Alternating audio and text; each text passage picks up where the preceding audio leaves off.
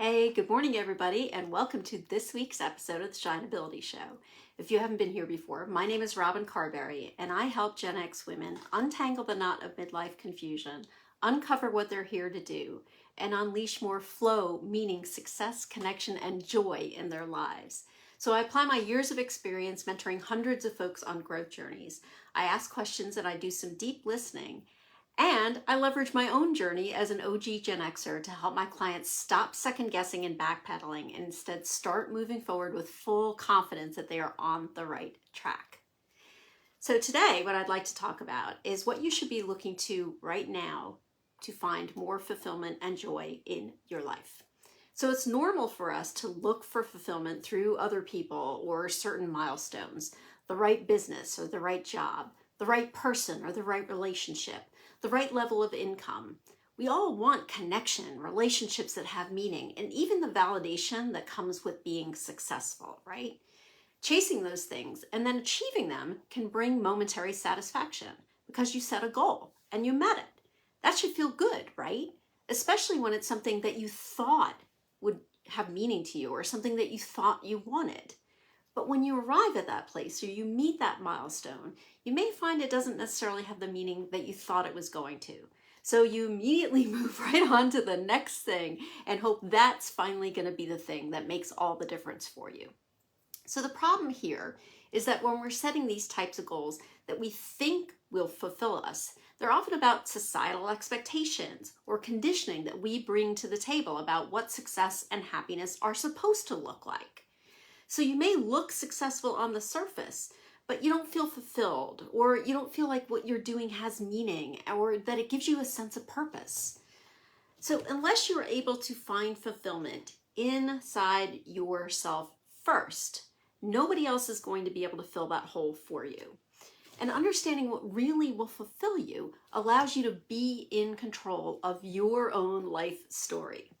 So how do you find that fulfillment inside yourself? That's what I'm going to share about on today's episode of the Shineability Show. So first, I'd like you to start by tapping into your curiosity. What is something that you can explore just for the fun of it or just because it's interesting to you? Then conduct some Gen experiments about it. So if you follow me at all, you know that I talk about Gen experiments all the time. But for a refresher, Gen experiments are small experiments that allow you to be creative and explore new thoughts and ideas simply because you might enjoy them. Gen experiments allow you to test out that idea that you keep pushing away because you decided it's not practical. If that idea keeps popping up, it might be a sign that you should give it a go. And if you conduct a Gen experiment around that crazy idea, then you win because you've stepped into it. You've taken action. You've moved forward on something that feels like it might be meaningful to you. Gen experiments allow you to explore possibilities and potential in a safe and lower risk way. And they also can open the door for you to facing your fears, which we'll talk about in just a minute. So second, I want you to look around you for inspiration.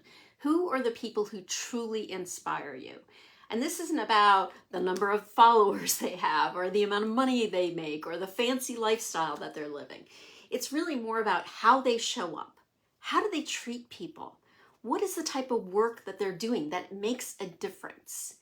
What can you learn from these folks who inspire you and their journey that you can apply to your own life so it has more meaning, it feels more aligned and more fulfilling to you? Third, it's time to face some fears.